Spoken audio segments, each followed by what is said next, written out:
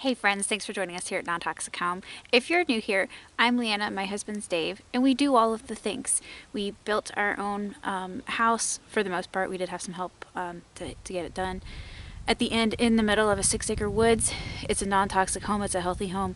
It's nothing is perfect, of course, these days. I'm out here moving a Jerusalem artichoke bed. Jerusalem artichokes, also referred to as sunchokes, are no care. They are amazing.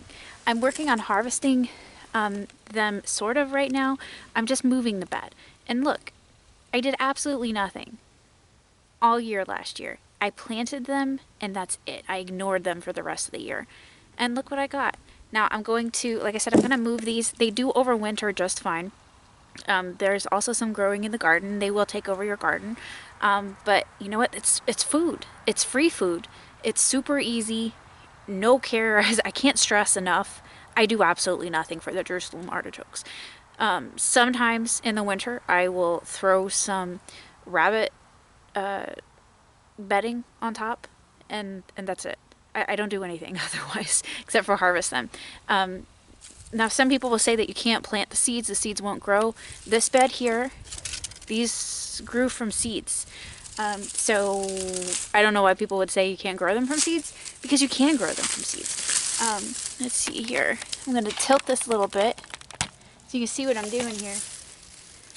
See, look, this is such an easy harvest. And I'm just going to dig. I'm moving the soil itself as well, because I really like this soil. We have to have a new water line put in, and so I'm moving this bed. The soil here in this bed is wonderful. Look at this. Look at this. I didn't do anything to grow this. Sorry about that noise. The one thing to keep in mind with Jerusalem artichokes is that they can cause some gas and bloating and that sort of thing. But man, this is a lot like potatoes. They are a potato alternative. They're good for diabetics and that sort of thing. But look at this. Look at this. And yes, you can absolutely grow them from the tubers. You can grow them from the seeds. As I said, these here I grew from seeds.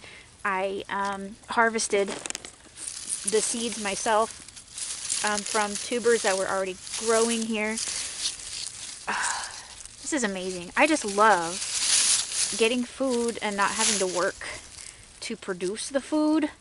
And while these are not exactly wild, they are practically foraged, because all I did was plant them and then ignored them, which really is my style of gardening, quite frankly, is to plant and then ignore.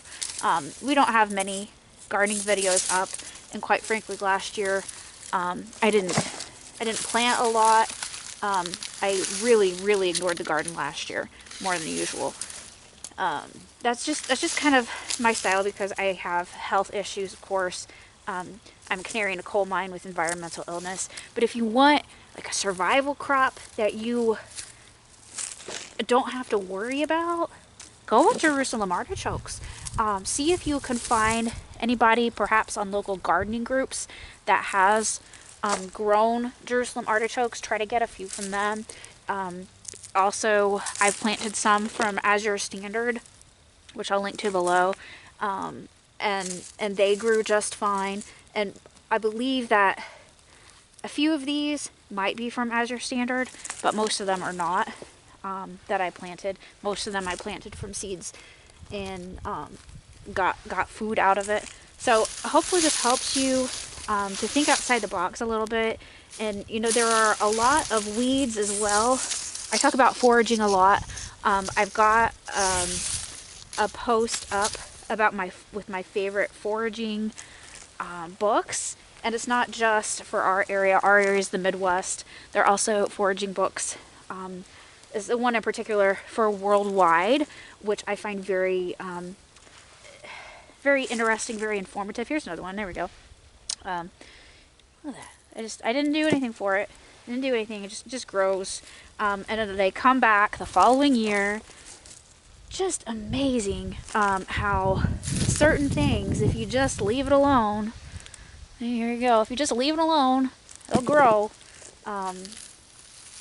if you plant it. You gotta plant it. You have to plant it first. So, here's another one. Here we go. So, alright. That's about all I have to say about that. But you can also, by the way, ferment Jerusalem artichokes, which I've not done, but I'm planning to do. I'll probably do. I'll probably ferment some of these. Probably get them fermenting tonight to see how we like them. Some things we like fermented, some things we don't, and then we'll go from there. If we don't like it fermented, generally we give stuff that we don't like to our chickens, and they're happy to eat it. They especially love any scobies. Like if you make your own vinegar, then scobies are amazing. If you want to know our story and the story of, why I have the health issues that I do, and how you can yourself do a lot to prevent the nightmare that my life has been, then check out our book, Poisoned, and I'll link to that below as well. All right, have a beautiful and blessed day. Non-Toxic out.